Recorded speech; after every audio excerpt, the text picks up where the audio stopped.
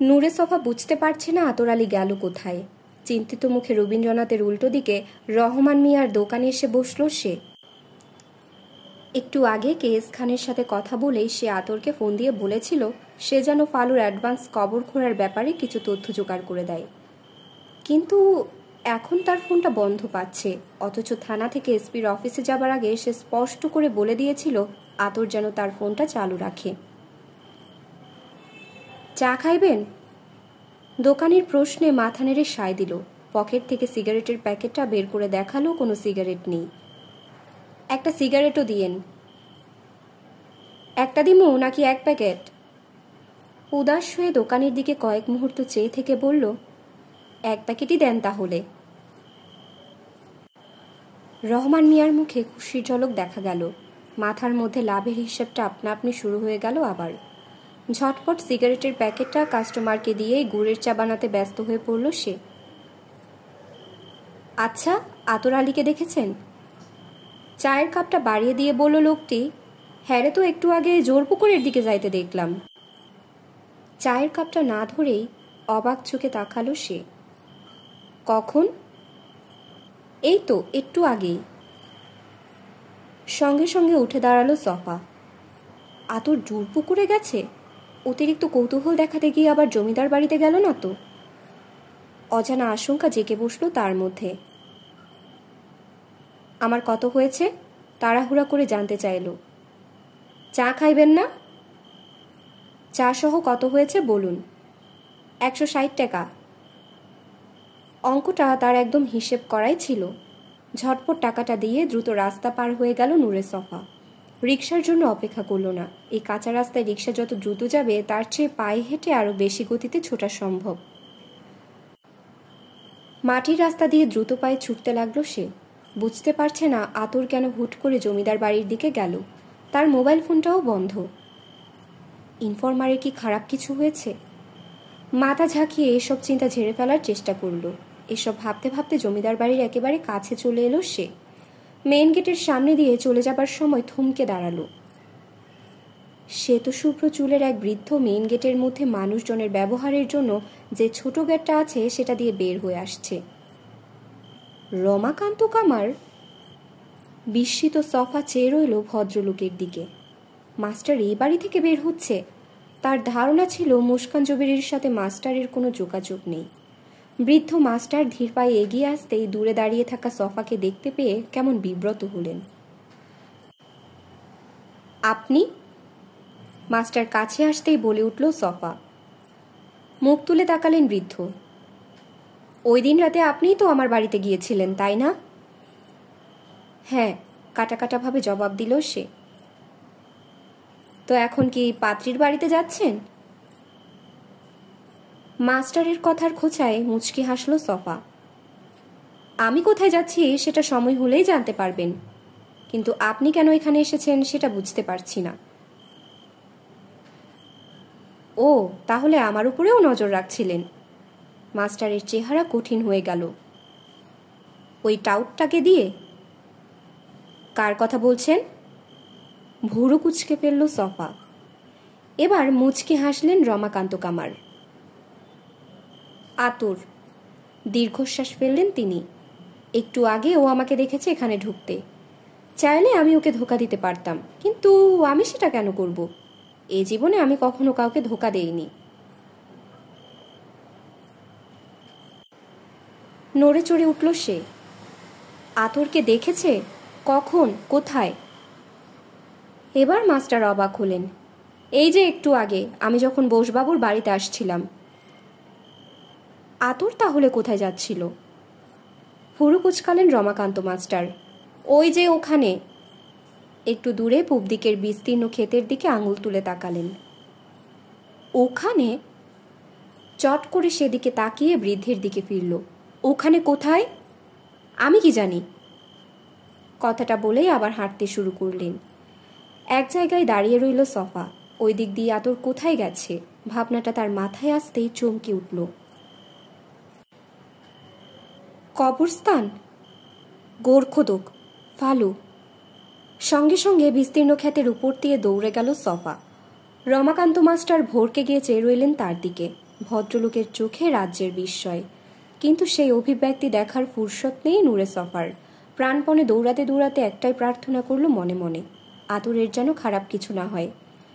চারপাশের খেতি জমি থেকে বেশ উঁচু কবরস্থানটির কাছে আসতেই সফা দেখতে পেল একগুচ্ছ সাদা পিঁপড়ার মতো মানুষ জড়ো হয়ে আছে। ক্ষণিকের জন্য থমকে দাঁড়ালো সে, চোখ কুঁচকে দেখার চেষ্টা করল, তারপর আবারও পা বাড়ালো কবরস্থানের দিকে। এবার না দৌড়ে, জোরে জোরে হেঁটে। একটা লাশ ঘিরে আছে জনাবিশেক মানুষ। বেশিরভাগেরই পরনে সাদা পাঞ্জাবি, পায়জামা নয়তো লুঙ্গি, সবার মাথায় টুপি। তাদেরই একজনের সঙ্গে দেখা হয়ে গেল তার। মাঝবয়সী লোকটা অচেনা একজনকে কবরস্থানে ঢুকতে দেখে ভুরু কুঁচকাল। এরকম সময় প্যান্ট, শার্ট, জ্যাকেট আর জুতা পরা কাউকে দেখে অবাক মনে হলো তাকে। আপনি? সফাকে দেখে বলল সেই লোক। কারে খুঁজতে আইসেন? সফা প্রথমে ভাবল আতরের কথা বলবে, কিন্তু সেটা বাতিল করে দিল। ফালুকে। অবশেষে গোরখোদকের নামটাই বলল সে। ফালুরে খুঁজতাছেন? অবাক হলো মাঝবয়সী লোকটা।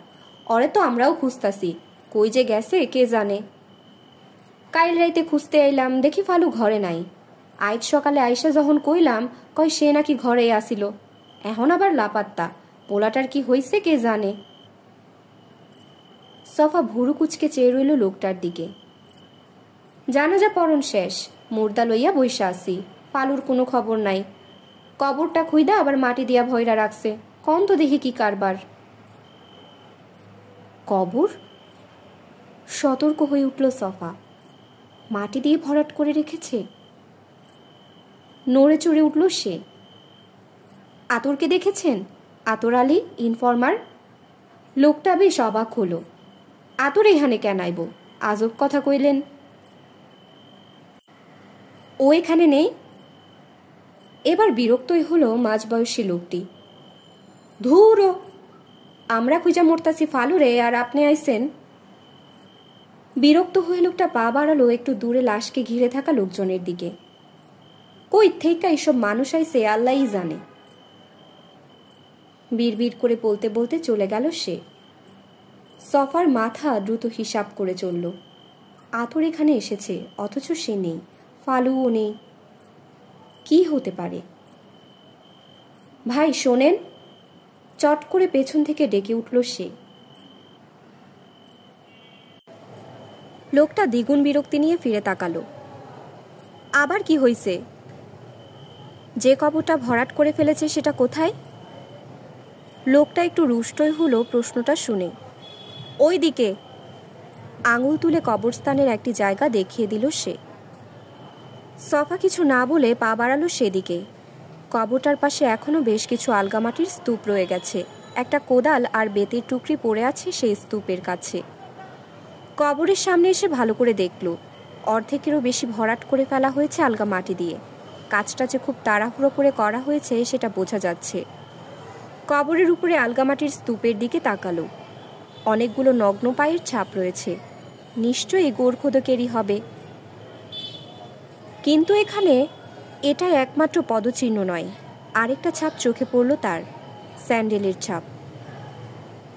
তারপরই একটা জিনিস চোখে পড়ল, কবরের ঠিক পাশেই আলগা মাটির মধ্যে সস্তা একটা মোবাইল ফোন নরম মাটিতে দেবে আছে।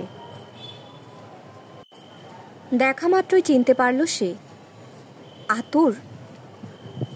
সঙ্গে সঙ্গে কবরে নেমে পড়ল সে। তাকে এটা করতে দেখে লাশের সঙ্গে আসা ক্ষুব্ধ মানুষগুলো বিস্ময়ে বিমূঢ় হয়ে গেল কয়েক মুহূর্তের জন্য। উদ্ভ্রান্তের মতো আলগা মাটিগুলো হাত দিয়ে সরাতে শুরু করলো সফা। কি হয়েছে ভাই? লাশের সঙ্গে আসা এক লোক জিজ্ঞেস করল। বিস্ফারিত চোখে সফার কাজ দেখছে সে। তার পেছনে জড়ো হয়ে গেল আরো ৫-৬ জন। সফা জবাব দেবার আগেই আতরের একটা হাত বেরিয়ে এলো মাটি সরাতে। ভাই, আমাকে একটু হেল্প করেন, জলদি, চিৎকার করে বলল সে। এরই মধ্যে কবরের পাশে যে জটলা তৈরি হয়েছে সেখান থেকে ২ জন তরুণ নেমে পড়ল কবরে। ৩ জনের প্রচেষ্টায় অল্প সময়ের মধ্যেই আতর আলীর নিথর দেহটা মাটির নিচ থেকে টেনে বের করতে পারল। লাশের খাটোলা ঘিরে যে জটলা ছিল সেটা মুহূর্তে সরে গেল কবরের দিকে। একাকী হয়ে গেল গোড় দিতে আনা সবটি। কবর থেকে আতরের নিথর দেহটা উপরে তুলে আনা হলো। ইনফরমারের সারা গায়ে মাটি লেগে একাকার। তারপরও থেতলে যাওয়া মাথাটা যে রক্তে একাকার বোঝা গেল। প্রথমে আতরের পালস দেখতে চাইল সফা। ঘাড়ে হাতে আঙুল রেখে বোঝার চেষ্টা করল সে এখনো বেঁচে আছে কিনা। পালস খুঁজে পেতে একটু বেগ পেতে হলো। তার কাছে মনে হচ্ছে বড্ড দেরি হয়ে গেছে। হাল ছেড়ে দিয়ে অসহায়ের মতো আশেপাশে তাকালো সে। লোকটার এমন পরিণতির জন্য নিজেকেই দায়ী করল। বাইচা আছে, হঠাৎ চিৎকার দিয়ে বলে উঠল একজন। এখনো বাইচা আছে। বিকেলের মধ্যেই সুন্দরপুরে একটা কথা চাউর হয়ে গেল। গোরখোদক ফালু আতরকে খুন করে পালিয়েছে। তবে কেউ তাকে পালাতে দেখেনি। খুনোখুনির চেয়েও বেশি আলোচনা হচ্ছে কেন এবং কী কারণে এমনটা ঘটল। এই প্রশ্নের জবাব কারো কাছে নেই। সবাই যার যার মতো করে ব্যাখ্যা দেবার চেষ্টা করছে। স্বস্তির ব্যাপার হলো আতর এখনো মরেনি। সদরের সরকারি হাসপাতালে আছে সে। চিকিৎসকেরা জানিয়েছে তার মাথার আঘাত গুরুতর হলেও ভাগ্যক্রমে বিপদমুক্ত হয়ে গেছে। জ্ঞান ফিরে এসেছে ইনফরমারে। তবে আবল তাবল বকছে বলে ডাক্তার কড়া ডোজের প্যাথেড্রিন দিয়ে ঘুম পাড়িয়ে রেখেছে। সন্ধ্যা পর্যন্ত সফা হাসপাতালেই ছিল। তারপর সোজা চলে আসে এসপির বাংলোতে। মনোয়ার হোসেন এতে খুশি হয়েছে। সফাকে কাছে পেয়ে সম্পর্কটা একটু গাঢ় করা যাবে। যা হয়েছে তা ভুলিয়ে দেয়া যাবে। বাংলোতে এসপি সপরিবারে থাকে না, তার পরিবার থাকে ঢাকায়। সফাও ভেবে দেখেছে তার পরিচয় জানাজানি হবার পর হোটেলে থাকার কোনো মানেই হয় না। তাছাড়া সে আর বেশি দিন থাকছে না এখানে। এ কয়টা দিন সানমুনের মতো নিম্নমানের হোটেলে থাকায় যেত। ওটার বাথরুমগুলোর দুর্গন্ধ নাক চেপে সহ্য করাও সমস্যা হতো না। কিন্তু অন্য একটা কারণে সে এসপির বাংলোতে উঠেছে। ঢাকার সাথে অনায়াসে যোগাযোগ করা যাবে এখান থেকে। ফ্যাক্স মেশিন আর ইন্টারনেট ব্যবহারের সুবিধা আছে এসপির বাংলোতে। হাসপাতালে যখন ছিল তখন তার সহকারী ফোন করে জানিয়েছে গুরুত্বপূর্ণ তথ্য জানতে পেরেছে সে। সফা তাকে বলেছে মেইল না করে কিছুক্ষণ পর সুন্দরপুরের এসপির ফ্যাক্সে রিপোর্টটা পাঠিয়ে দিতে। তার সহকারী তাকে কিছুটা ধারণাও দিয়েছে, তবে সেটা এসপির সাথে শেয়ার করেনি।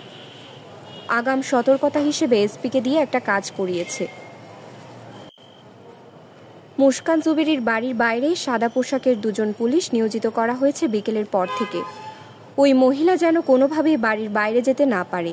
সেই সাথে ওই দুজনকে এটাও বলে দিয়েছে কাজটা করতে হবে সতর্কতার সাথে। মহিলা যেন কোনো কিছু আঁচ করতে না পারে। সফা জানে এসপি মনোয়ার অনিচ্ছা থাকা সত্ত্বেও কাজটা করেছে। এই মুহূর্তে তাকে সহযোগিতা করা ছাড়া ভদ্রলোকের আর কোনো উপায় নেই। এসপির বাংলো এসে গোসল করে নিয়েছে। সারাদিনে এই কাজটি করার সুযোগ পায়নি। গোসল করার পর এক কাপ চা নিয়ে বসলো বাংলোর ড্রয়িং রুমে। এসপি মনোয়ার হোসেনও আছে তার সাথে, তবে ভদ্রলোক আগ বাড়িয়ে কিছু বলছে না। ড্রয়িং রুমে রাখা ফ্যাক্স মেশিনটা বিপ করে উঠলে সফা চেক করে দেখল। এসপি মনোয়ার কিছু বলতে গিয়েও বলল না। চায়ের কাপে দ্রুত কয়েকবার চুমুক দিয়ে চেয়ারে বসে পড়ল সফা। তার সহকারী রিপোর্ট পাঠাতে শুরু করেছে। এরপর 5 মিনিট ধরে ফ্যাক্স থেকে বের হয়ে এলো পুরো রিপোর্টটি। কাগজগুলো নিয়ে তার জন্য বরাদ্দকৃত রুমে ঢুকে পড়লে এসপি কোনো প্রশ্ন না করে চুপচাপ চা খেতে লাগলো। বুঝতে পারছে ঢাকা থেকে মূল্যবান কিছু তথ্য এসেছে। মনে মনে সে এখনো মুস্কান জুবেরির ব্যাপারে নিশ্চিত হতে পারছে না। তার ধারণা তদন্তে আসল তথ্য বের হয়ে এলে হয়তো দেখা যাবে মুস্কান নয়, অন্য কোনো চক্র এসবের সাথে জড়িত। তাদের কারণেই মুস্কানকে সন্দেহ করছে সফা। তদন্ত কাজে এরকম ঘটনা ঘটা অস্বাভাবিক নয়। এমন সময় এসপি মনোয়ারের মোবাইল ফোনটা বেজে উঠল। পকেট থেকে ফোনটা বের করে ডিসপ্লে দেখে কপাল কুঁচকালো সে। এটা আগেই আন্দাজ করেছিল। লোকাল এমপি আসাদুল্লাহ ফোন দিয়েছে। সম্ভবত মুস্কান জুবেরির ব্যাপারে কথা বলার জন্য। একটু ভেবে ফোনটা রিংটোন বন্ধ করে রেখে দিল পাশের টেবিলে। এই মুহূর্তে কি না কি বলে ওই নূরের সফার রোশনলে পড়তে চাইছে না সে। চারপাশে অন্ধকার নেমে এসেছে, যদিও রাত নামেনি এখনো। সময়ের হিসেবে সন্ধ্যা, তবে ঘড়িতে এখনো 6টা বাজেনি। শীতকাল বলে দ্রুত সূর্য ডুবে গেছে। জমিদার বাড়ির মেইন গেট থেকে একটু দূরে বড় একটা গাছের নিচে দুজন মানুষ দাঁড়িয়ে সিগারেট ফুঁকে যাচ্ছে। বোবা দারোয়ান তাদের দেখতে পায়নি। বেশ সতর্কভাবে দারোয়ানের দৃষ্টি এড়িয়ে চলছে তারা। অলোকনাথ বসুর বিশাল বাড়িটি আর সব দিনের মতোই শুনশান। কোনো মানুষ বের হয়নি, ভেতরেও যায়নি কেউ। যে দুজন লোক নজর রাখছে তারা নিজেদের মধ্যে খুশগল্প করেই সময় পার করে দিচ্ছে। মুস্কান জুবেরির মতো একজন মহিলাকে কেন এভাবে নজরদারি করা হচ্ছে তা নিয়ে নিজেদের মধ্যে রসালো আলাপ করছে তারা। 1.5 ঘন্টা ধরে ডিউটিতে আছে, এখন পর্যন্ত কাউকে আসা যাওয়া করতে দেখেনি। এই সময়ের মধ্যে একটা টু শব্দও শোনেনি তারা। যেন মৃত্যুপুরীর মতো বাড়িটা দাঁড়িয়ে আছে। নিচু স্বরে নিজেদের মধ্যে কথা বলার সময় হঠাৎ দূর থেকে একটা চিৎকার ভেসে এলে দুজনেই শুনতে পেল সেটা একটা নারী কণ্ঠ। একে অপরের দিকে তাকালো। এটা কি রিপোর্ট করার মতো কিছু? তারা একমত হতে পারল না। তাদেরকে শুধু বলা হয়েছে ওই বাড়ি থেকে যেন কেউ বাইরে বের হতে না পারে সেটা দেখতে। বাড়ির ভেতর কি হচ্ছে না হচ্ছে সেটা তাদের দেখার বিষয় নয়। তাছাড়া চিৎকারটা মাত্র 2 বার হতেই থেমে গেছে। আর কোনো সার শব্দ হলো না বলে দুজনে আবার ফিরে গেল নিজেদের মধ্যে কথাবার্তায়। বোবা ইয়াকুব মেইন গেটের পেছনে বসে থাকলেও তার কোনো ধারণাই নেই বাইরে দুজন লোক এই বাড়ির দিকে নজর রাখছে। বোবা বলে দোতলা থেকে যে নারী কণ্ঠের চিৎকার ভেসে এসেছে সেটা শুনতে পায়নি। ছোট্ট একটা টুলের উপর বসে আসন্ন অভিসারের চিন্তায় মশগুল সে। বিকেলের আগে একটা কাজে রবীন্দ্রনাথে গেছিল, ফেরার পথে 1 প্যাকেট নিয়ে এসেছে। সাফিনা তাকে ইশারা দিয়েছে, আজ হবে। সেই হবের আশায় ভেতরটা ছটফট করছে। তবে সে জানে বেশি ছটফট করে লাভ নেই। রাত নামুক, গাঢ় হোক, সবাই ঘুমিয়ে পড়ুক, তারপর। বাড়িটার দিকে তাকালো। দোতলার একটি রুমে আলো জ্বলছে, নিচতলার একটি রুমেও এইমাত্র আলো জ্বলে উঠল। এখন জানালার সামনে এসে ইচ্ছে করে বারবার বুকের আঁচল ফেলে ঠিক করছে না, তাকে খেপিয়ে তুলছে না। মেয়েটা এইভাবেই তাকে পাগল করে তোলে সব সময়, জঙ্গলি বানিয়ে দেয় তাকে। কিন্তু বোবা অবাক হয়ে দেখতে পেল সাফিনা জানালার সামনে আসছে না। অধীর আগ্রহে সে চেয়ে রইল। ওদিকে সাফিনা এখন দোতলায় ওঠার সিঁড়ির ল্যান্ডিংয়ে দাঁড়িয়ে আছে দ্বিধাগ্রস্ত হয়ে। একটু আগে উপর থেকে অদ্ভুত এক চিৎকার শুনতে পেয়েছে সে। নিজের ঘরের খাটে একটু চোখ বন্ধ করে আধো ঘুমে চলে গেছিল। হঠাৎ এই চিৎকারটাই তার কাঁচা ঘুম ভেঙে দিয়েছে। ঘরের বাতি জ্বালিয়ে কিছু বোঝার চেষ্টা করলেও আর কোনো আওয়াজ শুনতে পায়নি। তবে এটা নিশ্চিত উপরতলা থেকে চিৎকারটা এসেছে। আর সেটা কে দিয়েছে সে ভালো করেই জানে। সঙ্গে সঙ্গে দোতলায় ছুটে যাবার জন্য সিঁড়ি দিয়ে উঠতে লাগে। ল্যান্ডিংয়ে পৌঁছাতেই মনে পড়ে যায় 15-20 মিনিট আগে মুস্কান ম্যাডাম তাকে বলেছিল খুব জরুরি কিছু কাজ করবে আজ, সে যেন উপরতলায় না আসে। যাই ঘটুক না কেন উনি না ডাকলে উপরতলায় যাওয়া যাবে না। সে কারণে সাফিনা ল্যান্ডিংয়েই জমে গেল, তার পা আর চলল না। ম্যাডামের কথার অবাধ্য হওয়া তার পক্ষে সম্ভব নয়। তিনি যখন বলেছেন যাই ঘটুক না কেন, তখন আর কোনো যুক্তিই খাটে না। দোতলায় যদি বোমাও ফাটে তাতেও কিছু করার নেই, বড়জোর সে ম্যাডামের কাছ থেকে ডাকের অপেক্ষায় থাকতে পারে। তাছাড়া এই ব্যাপারটা তো আর নতুন কিছু নয় যে সে উতলা হয়ে উঠবে। এর আগেও কয়েকবার দোতলা থেকে অদ্ভুত গোঙানি শুনতে পেয়েছিল, খুব বেশি নয়, মৃদু, চাপা এবং অল্প সময়ের জন্য। ওইসব ঘটনার আগেও ম্যাডাম তাকে বলতো যাই ঘটুক না কেন। তখন অবশ্য ওর ঘর থেকেও বের হতে নিষেধ করত, দরকার পড়লে উনি নিজেই ডাকবেন। আজ দুপুরের পর থেকে ম্যাডামের আচরণ কেমন জানি মনে হচ্ছে তার কাছে। একটু অস্থিরতাও দেখেছে, ব্যাপারটা খুবই বিরল। এখানে আসার পর কোনো দিনই এক মুহূর্তের জন্যেও ম্যাডামকে অস্থির দেখেনি, যেন অস্থির হবার দোষটা নিয়ে জন্মায়নি এই মহিলা। যাই ঘটুক তিনি অটল অবিচল, কোনো কিছুই তাকে ঘাবড়ে দিতে পারে না। 2 বছর আগে এক রাতে রবীন্দ্রনাথে আগুন লাগলো। ম্যানেজার আর ওখানে যারা থাকে তারা সবাই ছুটে এলো ম্যাডামের কাছে। উনি আগুনের কথা শুনে একটুও বিচলিত হলেন না। ঠান্ডা মাথায় বললেন ফায়ার সার্ভিসে খবর দিলে অনেক সময় লাগবে। দূরের জেলা সদর থেকে আস্তে আস্তে রবীন্দ্রনাথপুরে ছাই হয়ে যাবে ততক্ষণে। তার চেয়ে ভালো নিজেরাই আগুন নেভানোর চেষ্টা করা ভালো। গরু আর মুরগির খামার থেকে কিছু কর্মচারীকে ঘুম থেকে ডেকে তুলে পাঠিয়ে দিলেন রবীন্দ্রনাথে। ওরা সবাই মিলে আগুন নেভাতে পারলেও বেশ ক্ষতি হয়ে গেছিল। সেই ক্ষতির হিসেব যখন দিল ম্যানেজার, ম্যাডামের চোখে মুখে কোনো বিকার ছিল না, যেন কিছুই হয়নি। সেই মুস্কান ম্যাডাম আজ শুধু বিচলিতই নয়, একটু বিষণ্ণও বটে। বিকেলের পর থেকে তার মধ্যে একটু অস্থিরতার রাগও দেখেছে, এটাও বিরল ব্যাপার। এখন পর্যন্ত এই মহিলাকে কখনো রাগতে দেখেনি, এমনকি ইয়াকুবের সাথে তার গোপন কাজ কারবার দেখে ফেলার পরও রেগে যায়নি। শুধুমাত্র সাবধান করে দিয়েছিল কোনোভাবেই যেন দুর্ঘটনা না ঘটে। এরপর থেকে সাফিনা সত্যি সত্যি সাবধানী হয়ে ওঠে, বোবাকে বাধ্য করে ওষুধের দোকানে যেতে। ওসব জিনিস ছাড়া কোনোভাবেই সে রাজি হয় না। সাফিনা নেমে এলো সিঁড়ি দিয়ে, তার দৃষ্টি বেশ ঝাপসা হয়ে আসছে। একটা দীর্ঘশ্বাস ফেলল সে, আর সেটাকে ছাপিয়ে গেল অন্য একটি আশঙ্কা। কেন জানি মনে হচ্ছে আজকের রাতে তাদের অভিসারটি পণ্ড হয়ে যাবে। এসপি মনোয়ারের বাংলোয় নির্জন একটি ঘরে দরজা বন্ধ করে 1 ঘন্টা ধরে ফ্যাক্স করা রিপোর্টটি পড়ে গেল সফা। তার সহকারী জাওয়াত নবীন হলেও দারুণ কাজ করেছে, ছেলেটার উজ্জ্বল ভবিষ্যৎ দেখতে পাচ্ছে সে। এই ছেলে হাতে গোনা স্বল্প কিছু মানুষের মধ্যে পড়ে, যাদেরকে যা বলা হবে শুধু তাই করবে না, বরং যা বলতে ভুলে যাওয়া হয়েছে কিংবা যা বলা দরকার ছিল তাও করবে। সফাও কিছু কিছু বিষয় বলেনি, কিছু তার মনেও ছিল না, কিন্তু ছেলেটা সবই জোগাড় করেছে। তার রিপোর্টটাও বেশ গোছানো, ভাষা খুব সহজ আর স্পষ্ট, অনিশ্চয়তা তৈরি করে এমন কোনো শব্দবাক্য ব্যবহার করেনি। রিপোর্টটা একবার নয় দুবার নয়, বেশ কয়েকবার পড়েছে সে, আর প্রতিবারই পড়েছে ধীরে ধীরে, সব কিছু বোধগম্য করার জন্য। পড়া শেষে কাগজগুলো বিছানার তোষকের নিচে রেখে দিল। এই ঘরে কোনো ড্রয়ার নেই, ওয়ারড্রবে যে ড্রয়ার আছে সেগুলোতে কোনো লক নেই।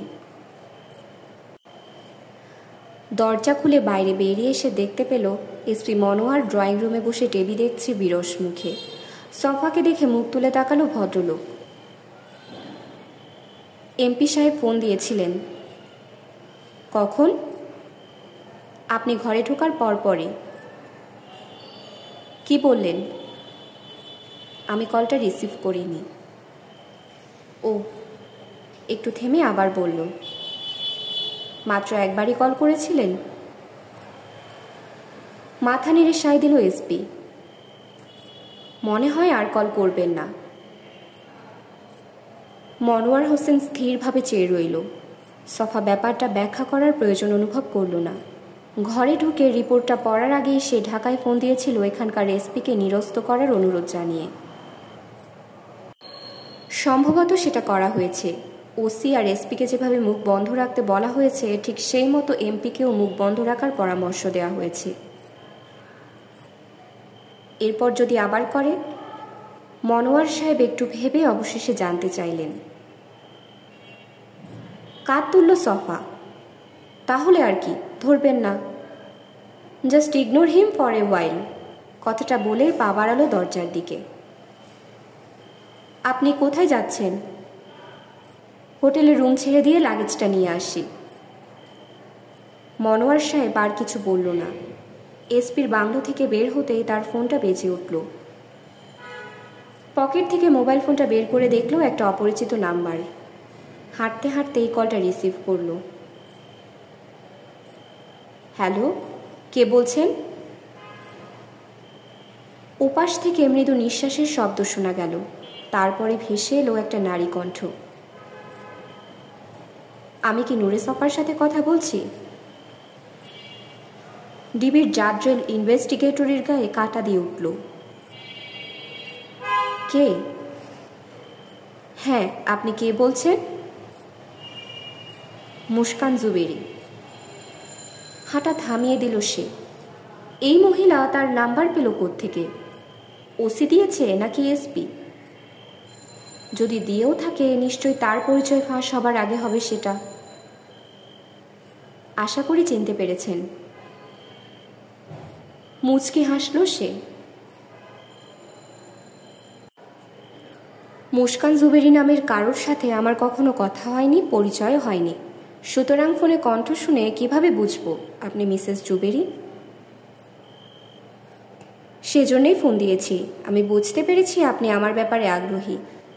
জানি না কেন, তবে বেশ আগ্রহী সেটা বোঝা যাচ্ছে। আমি চাই কেউ যদি আমার ব্যাপারে জানতে চায়, কারোর যদি আমার ব্যাপারে কোনো অভিযোগ থাকে তাহলে সরাসরি আমাকেই সেটা বলুক। এতে ভুল বোঝাবুঝির অবকাশ থাকবে না। এক নাগাড়ে বলে গেল মিসেস জুবেরি। সফা কি বলবে বুঝতে পারল না। আপনি চাইলে আরও অনেক আগেই আমার সাথে দেখা করতে পারতেন। ওভাবে চোরের মতো আমার বাড়িতে ঢোকার কোনো দরকারই ছিল না। সফা এবারও কিছু বলল না। সে খুব অবাক হয়েছে মহিলা তাকে ফোন করেছে বলে। এরকমটি গোনাক্ষরেও আশা করেনি। বুঝতে পেরেছি, আমাকে নিয়ে আপনার মনে অনেক প্রশ্ন জমে আছে। সেগুলোর উত্তর দিতে আমি প্রস্তুত। আপনি কি বুঝতে পেরেছেন আমি কেন আপনার ব্যাপারে আগ্রহী? অবশেষে মুখ খুলল সফা। না, আর সেটা বুঝতে চাই বলেই ফোন দিয়েছি। আপনি আমার বাসায় এসে এক কাপ কফি খেয়ে যেতে পারেন। আমি চেষ্টা করব আপনার সব প্রশ্নের উত্তর দিতে। আমাকে কফির নিমন্ত্রণ দিচ্ছে? নিজের কানকেও বিশ্বাস করতে পারল না সে। আমার বিরুদ্ধে যদি আপনার কোনো অভিযোগ থেকে থাকে তাহলে নিশ্চয়ই সেটা জানার অধিকার আমার আছে। আপনি কি এখনই আমার সাথে দেখা করতে চাইছেন?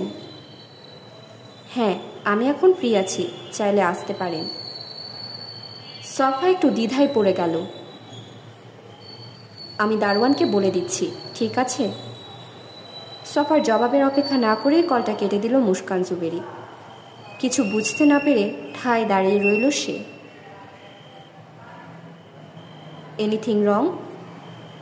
সম্বিত ফিরে পেয়ে দেখতে পেল বাংলোর বারান্দায় দাঁড়িয়ে আছে এসপি। তার চোখে মুখে চিন্তার ছাপ। একটা ফোন কল এসেছিল। তারপর একটু ভেবে আবার বলল সে, আপনি কি আমার ফোন নম্বরটা জানেন? না, মনোয়ার সাহেব বলল। থানার ওসিকে ফোর্স রেডি রাখতে বলবেন, আমি বলা মাত্রই যেন মুভ করতে পারে। আর কিছু না বলে সফা পা বাড়ালো মেইন গেটের দিকে। মাথা নেড়ে সায় দিয়ে চুপচাপ বারান্দায় দাঁড়িয়ে রইল সুন্দরপুরের এসপি। দূর থেকে একজন মানুষকে আসতে দেখে নড়ে চড়ে উঠল সাদা পোশাকের দুজন পুলিশ। জমিদার বাড়ির মেইন গেট থেকে একটু দূরে গাছের নিচে দাঁড়িয়ে আছে তারা। এই বাড়ির ভেতরে যেই ঢুকুক না কেন তাকে কোনো রকম বাধা দেবে না, তবে বের হলেই চেক করা হবে, এমনটাই বলা হয়েছে ওদেরকে। ফলে দুজন পুলিশ আস্তে করে গাছটার আড়ালে চলে গেল। কেউ ওদের দেখে ফেলুক সেটা যেন না হয়। খুবই সতর্কতার সাথে কাজটা করতে বলেছে ওদের। নজর রাখা হচ্ছে, কিন্তু কারোর নজরে পড়া চলবে না। এক জায়গায় এভাবে দাঁড়িয়ে থেকে কারোর নজরে না পড়াটা অসম্ভব, কিন্তু ডিউটিতে আসার পর বাড়ি থেকে কেউ বের হয়নি, ঢুকেও নি। সে কারণে কাজটা খুব সহজেই করা গেছে এতক্ষণ ধরে। আবছায় অবয়বটি কাছে আসতেই বড় কাজটার দিকে তাকিয়ে কিছু খুঁজতে লাগলো।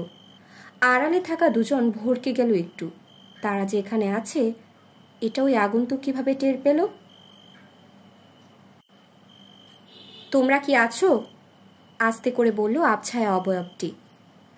গাছের আড়ালে থাকা দুজন পুলিশ বুঝতে পারল না কি করবে। তাদের মধ্যে একজন নিচু কণ্ঠে বলল তার সঙ্গীকে, আমাগো ওই স্যার মনে হইতাছে। প্রথমে সেই বেরিয়ে এলো গাছের আড়াল থেকে। তাকে অনুসরণ করলো তার সঙ্গী। সালাম আলাইকুম স্যার, প্রথম জন এগিয়ে এসে বলল। দ্বিতীয় জনও একই কায়দায় সালাম ঠুকল। কি অবস্থা? একটু সামনে এগিয়ে এলো অবয়বটি। এ হলো সেই নূরে সফা, ঢাকা থেকে এসেছে। ওসি সাহেব যার ভয়ে তটস্থ হয়ে আছে এখন।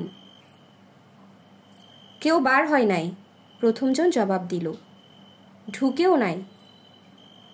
গুড। তাই সন্ধ্যার দিকে একটা চিৎকারের আওয়াজ পাইছিলাম স্যার। ভুরু খুঁচকে ফেলল সফা। চিৎকার? হ, একটা মহিলার চিৎকার। কি বলো? তারপর? তারপর আর কোনো আওয়াজ পাই নাই। বাড়ি থেকেও কেউ বাইর হয় নাই। নিচের ঠোঁট কামড়ে ধরল সফা। একটু ভেবে দুজনের উদ্দেশ্যে বলল, আমি ওই বাড়িতে যাচ্ছি, তোমরা নজর রেখো। আমি ভেতরে ঢোকার পর কাউকে ওই বাড়িতে ঢুকতে দেবে না। আর তোমাদেরও লুকিয়ে থাকার দরকার নেই, গেটের সামনেই থেকো। ঠিক আছে স্যার, প্রথমজন বলল। তোমাদের সাথে আর্মস আছে তো? জি স্যার, দুজন একসাথে জবাব দিল। গুড, কথাটা বলেই মেন গেটের দিকে পা বাড়ালো সে। বন্ধ গেটটার সামনে আসতেই ছোট গেটটা খুলে দিল দারোয়ান। সম্ভবত ফুটো দিয়ে বাইরে তাকিয়েছিল সে। তাকে দেখে নিঃশব্দে সালাম ঠুকল ইয়াকুব। কিছু না বলে মাথা নিচু করে ঢুকে পড়ল সফা। দরজাটা বন্ধ করেই বোবা দারোয়ান তাকে নিয়ে রওনা দিল বাড়ির দিকে। চারপাশে চকিতে চোখ বুলালো। গতকালের মতোই শুনশান পুরো বাড়িটা। মূল বাড়ির সদর দরজাটা খোলাই আছে। ভবনের ডান পাশে গাড়ি রাখার যে গ্যারেজটা আছে তার বাইরে পার্ক করে রাখা আছে একটি প্রাইভেট কার। সফা বুঝতে পারল এটাই মুস্কান জুবেরি ব্যবহার করে। বোবাকে অনুসরণ করে ভেতরে ঢুকে পড়ল সে। একটা মাঝারি গোছের হলওয়ে, দুপাশে কতগুলো দরজা, সবগুলোই বন্ধ। ভেতরটা মৃদু লালচে বাল্বের আলোয় কিছুটা আলোকিত। এই স্বল্প আলো মনে করিয়ে দিচ্ছে বাড়িটার অতীত সময়কে। হলওয়ের ডান দিকে একটা কাঠের সিঁড়ি। বোবা সেই সিঁড়ির সামনে এসে থেমে গেল। হাত তুলে ইশারা করলো সোজা উপরে চলে যেতে। সফা কিছু বলতে গিয়েও বলল না। গভীর করে দম নিয়ে পা বাড়ালো সিঁড়ির দিকে। কাঠের সিঁড়ি হলেও পুরোটাই কার্পেট মোড়ানো। রেলিংটা চমৎকার নকশা করা, কালচে বার্নিশ। সিঁড়ি ল্যান্ডিংয়ে আরেকটা লালচে বাতি জ্বলছে। দোতলায় উঠতেই থমকে দাঁড়ালো সে। তার থেকে কয়েক গজ দূরে বুকের কাছে দুহাত ভাঁজ করে দাঁড়িয়ে আছে মুস্কান জুবেরি। মহিলা যেখানে দাঁড়িয়ে আছে সেখানে মাথার উপরে একটা ছোট ঝালর বাতি জ্বলছে। খুবই মৃদু আলো আসছে সেটা থেকে। সে আলোতে মুস্কান জুবেরিকে অদ্ভুত সুন্দর দেখাচ্ছে। যথারীতি শাড়ি পরে আছে মহিলা। গায়ে একটা শাল, তবে গত রাতের মতো লাল নয়, ঘিয়ে রঙা। শাড়িটাও জামদানি নয়, সাদা রঙের সাধারণ সুতির। চোখে টানা করে কাজল দেয়া, চুলগুলো সুন্দর করে বেঁধে খোপা করে রেখেছে। কপালে লাল টিপ, শালের সাথে ম্যাচ করে ঠোঁটে হালকা ঘিয়ে রঙা লিপস্টিক। তার চোখের দৃষ্টি অন্তর্ভেদী কিন্তু মোহনীয়, সত্যি বলতে দুর্দমনীয়। সফার ধারণা মহিলা তাকে প্রলুব্ধ করে বাগে আনার চেষ্টা করবে। মনে মনে মুচকি হাসল সে।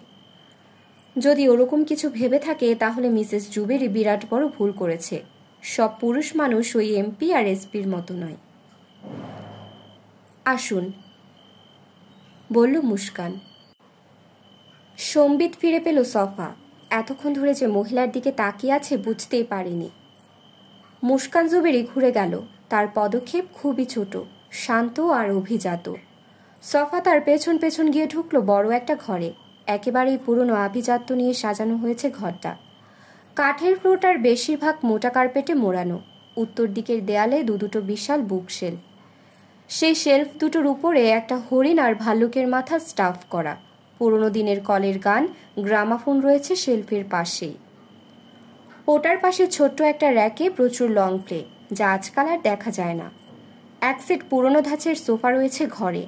আরও আছে মোড়া জাতীয় কিছু আসন। ঘরের এক কোণে একটা ইজি চেয়ারও দেখতে পেল। বড় আর আয়তক্ষেত্রের নিচু টেবিল, কিছু মাঝারি গোছের আসবাব, কফি টেবিল আর অসংখ্য অ্যান্টিকে সাজানো ঘরটা দেখে সফা বুঝতে পারল এটা মুস্কান জুবেরির স্টাডি রুম। এখানে বাইরের মানুষজনের সাথে দেখা করে মহিলা, আবার বাকি সময় এটাই তার স্টাডি রুম হিসেবে ব্যবহৃত হয়। বসুন, একটা সিঙ্গেল সোফা দেখিয়ে বলল বাড়ির মালিক। নিজে বসলো একটু দূরে মোড়ার মতো আসনে। সফা ঘরটার চারপাশে আরেকবার তাকিয়ে বসে পড়ল। হাতাওয়ালা পুরনো দিনের সোফাটা বেশ আরামদায়ক।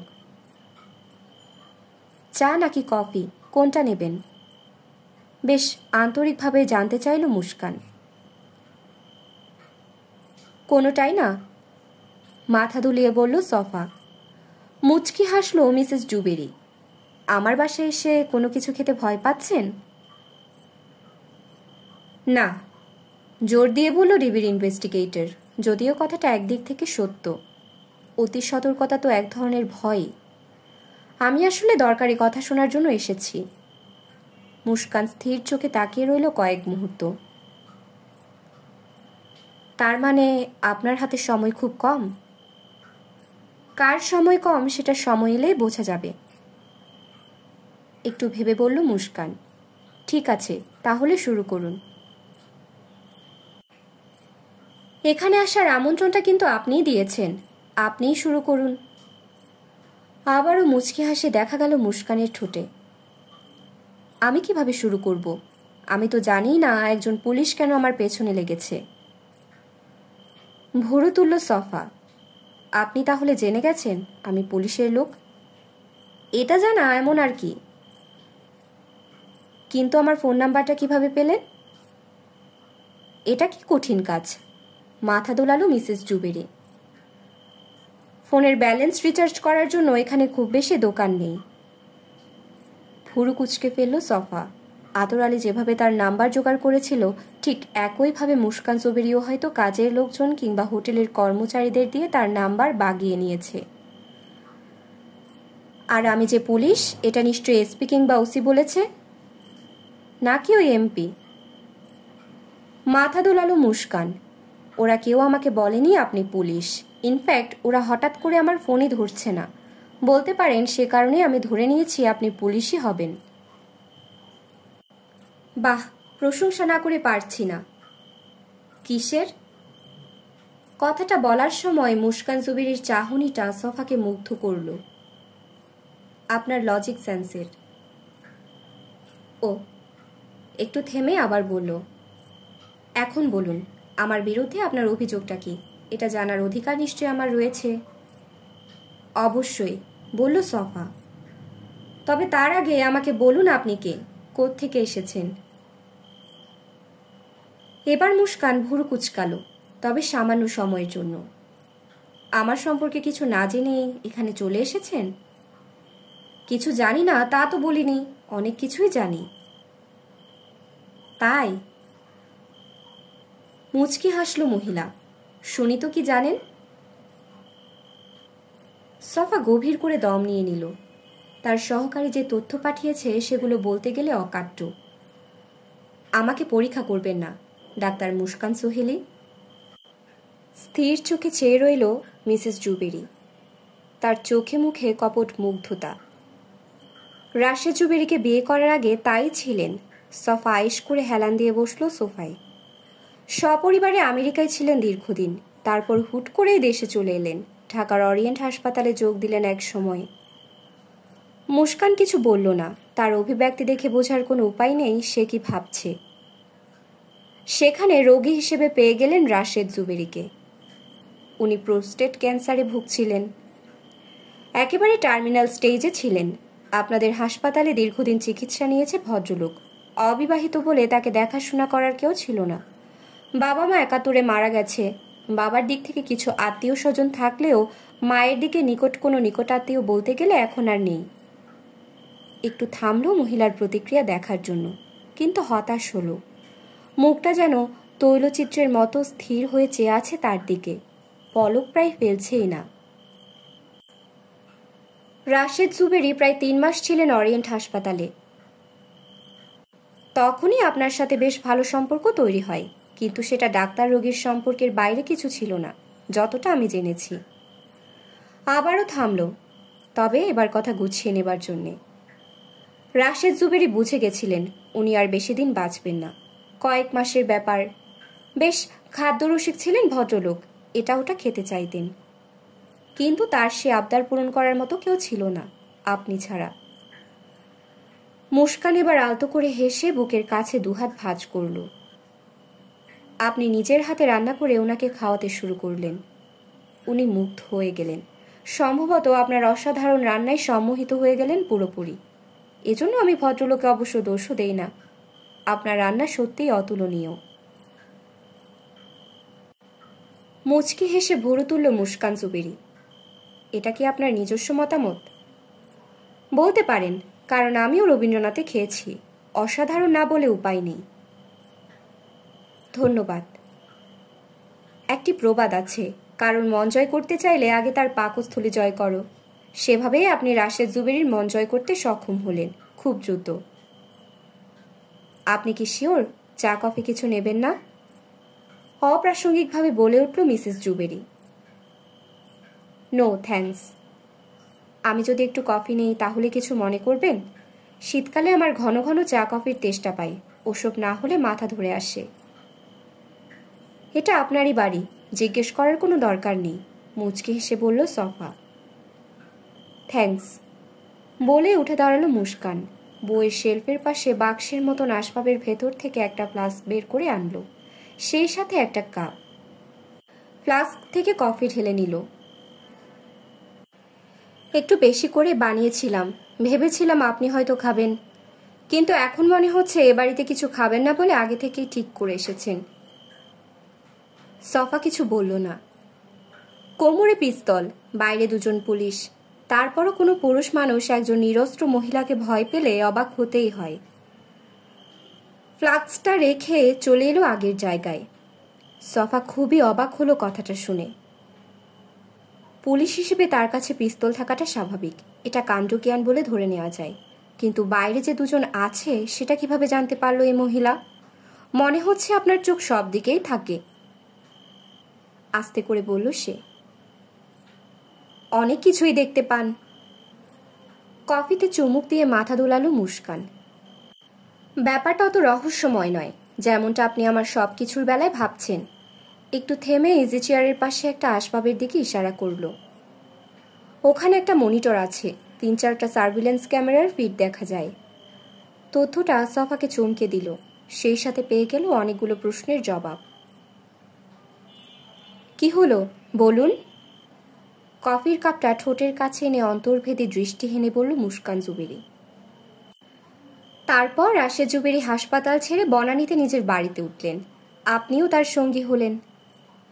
কফির কাপে নিঃশব্দে চুমুক দিল মুস্কান। উনার সার্বক্ষণিক দেখভালের দায়িত্ব নিলেন। ভদ্রলোক যতদিন বেঁচে ছিলেন আপনি তার পাশেই ছিলেন। ধরে নিচ্ছি রোজ রোজ উনাকে মন ভোলানো খাবার রান্না করে খাওয়াতেন। মন ভোলানো? স্মিত হাসি দিল মুস্কান।